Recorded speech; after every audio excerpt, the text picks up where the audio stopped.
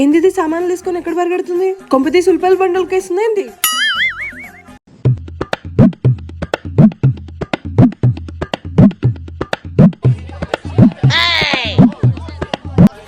మా ఊర్లో కూడా ఇలాగే తనుకునే వాళ్ళు. చిన్నవాడా వద్దులే. ఏం చేస్తున్నావే? పక్కింట్లో గొడవ జరుగుతుంది, సైలెంట్ వినాలి. మనం ఇలా తొంగి చూస్తున్నామని వాళ్ళకి తెలిసిందనుకో, ఆ కోపం మీద వచ్చి మన ఇద్దరిని చిరునాలుగు అంటారు. ఇష్ సైలెంట్ గా అవసరమా చూడటము? పద పద. హే ఆగు, గొడవలు పడుతుంటే ఎలా ఎంజాయ్ చేయాలో నీకు తెలీదు. పద.